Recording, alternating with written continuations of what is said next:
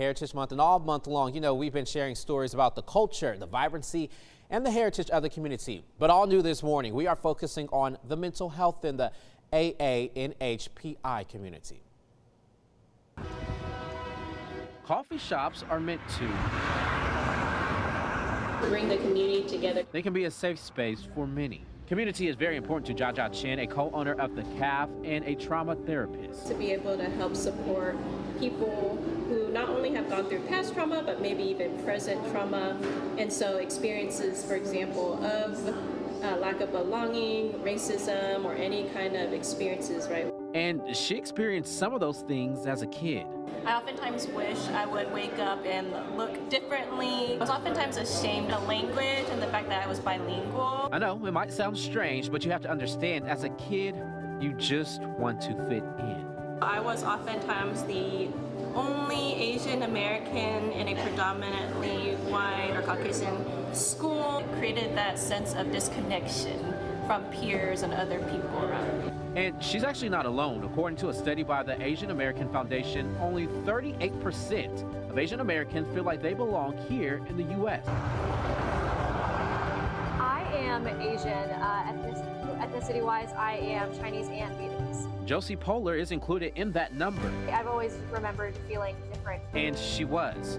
Polar was from China, and both of her parents are white, so although she was loved, growing up for her, well, it wasn't always easy. I remember feeling really angry and isolated, and I had racist experiences that I didn't know how to deal with. Making it harder to find her identity. How do I feel Asian, and what does that even mean? Both women later found pride in their culture and heritage, but mental health is still a focus in the AANHPI community.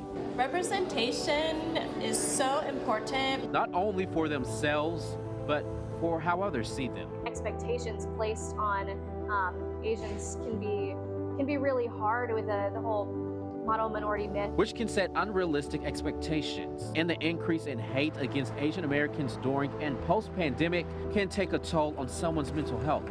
Being blamed for the pandemic, or even being verbally or physically harassed or assaulted. But despite all of this, many in the AANHPI community are choosing to take pride in their culture. The Asian American community is extremely diverse. We're not a monolith. We represent so many different countries, peoples, languages. So I want you to take a look at your screen right now and take a picture of this if you can. We have a few mental health resources for you.